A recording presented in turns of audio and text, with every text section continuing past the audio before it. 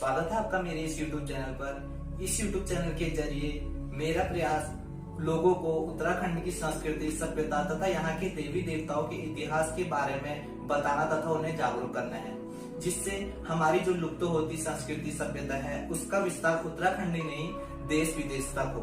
अगर आप मेरे इस चैनल से जुड़ना चाहते हैं तो मेरा चैनल सब्सक्राइब कर हमारा साथ दे सकते हैं।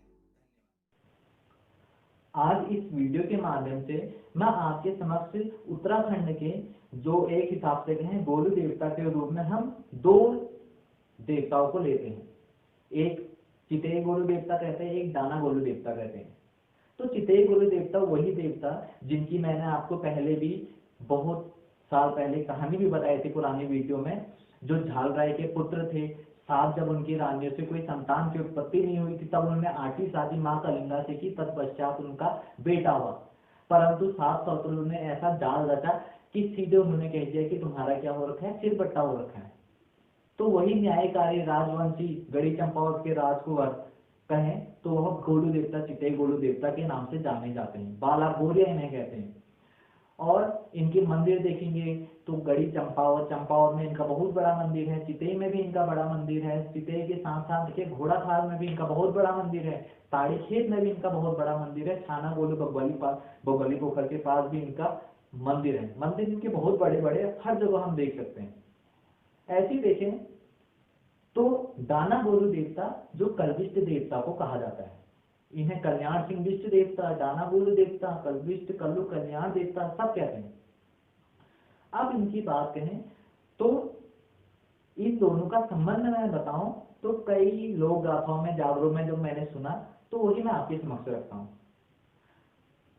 तो जो कल्याण सिंह बिष्ट देवता है ये अपने जमाने में ग्वाले हुआ करते थे। इनकी कहानी भी मैंने बताई है आपको। तो ये ग्वाले हुआ करते थे, भैंसों के दल के साथ रहते थे, दूध दही मट्ठा इसी का व्यापार चलता था। बहुत ही पहलवान नील पुरुष हुआ करते थे, बहुत ही शक्तिशाली। तो इनके अंदर चितेय गोलू देवता का अवतरण होता था, यानी कि न्यायकारी भूमिदार जो गोलू देवता गढ़ी चंपावत के राजकुमार हैं इनके अंदर आते थे, प्रवेश करते थे, यानी कि अवतरित होते थे जागरों में। तो यह चितेय गोलू देवता के डमरी के रूप में प्रसिद्ध थे वहां, यानी कि इनके अंदर चितेय गोलू देवता का भी अवतरण होता था। और यह इतने प्रसिद्ध सुप्रसिद्ध जो अगर हम कहें पशुआ थे गोलू देवता की या डमरी थे कि लोग कई दूर दूर से आते थे। तो जागरों में ही वर्णन किया जाता है, कहते हैं कि सकाराम पांडे थे तो उनकी गाय भैंस बच्चियां सब इस तरीके से मरने को तैयार हो चुकी थी कि क्या हुआ, किस तरीके से हुआ। तो तब जाकर कोई लोग बताते कि बहुत प्रसिद्ध डंगरी है वहां कल्याण सिंह बिष्ट चितेय गोलू देवता की, आप उनके पास जाइए। तो तब जाकर जो कल्याण सिंह बिष्ट देवता देखते हैं और खोजबीन कर कई तरीके से अपनी शक्तिशालिता प्रदर्शित करते हैं और तब जाकर जो लगा होता है मसान उसे साधते हैं और उनका भला करते हैं। तो इस हिसाब से फिर धीरे धीरे उनकी छल द्वारा मृत्यु भी हो जाती है, जो कहानी में मैंने आपको बताया था। तो उसी आधार पर धीरे धीरे वह भी एक देवी स्वरूप में आ जाते हैं, लोगों का उद्धार करने लगते हैं। जिस तरीके से गोलू देवता करते हैं जागरों में उसी तरीके से न्याय करते हैं, किसी पर ऐसे लगते नहीं है। तो तब जाकर उन्हें न्यायकारी देवता के साथ साथ गोलू देवता कहा गया, दाना गोलू के नाम से उन्हें जाना गया।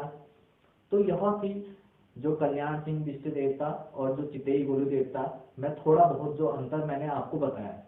तो यह सब चीजें कुछ लोग नहीं जानते होंगे यह जानकारी, तो मैंने सोचा कि मैं आपको इस वीडियो के माध्यम से कुछ और जानकारियां इनके संबंध में दूं। कल्लू भैंसिया वाला शो कहते हैं, रंगरियाली कल्लू कहते हैं, मुरली बजाने वाले नौसरी मुरली बजाते कहते हैं, भैंसों के ठाट बाट में रहने वाले इन्हें देवता कल्याण सिंह बिष्ट देवता को कहते हैं। उसी तरीके से गोलू देवता को राजवंशी देवता कहा जाता है, गढ़ी चंपावत के राजकुंवर कहा जाता है, भूमिदार कहा जाता है, इनके भाई कलवा कहा जाता है। तो आज की इस वीडियो में इतना ही। मैं आशा करता हूँ आपने कुछ अपनी संस्कृति के बारे में जाना होगा।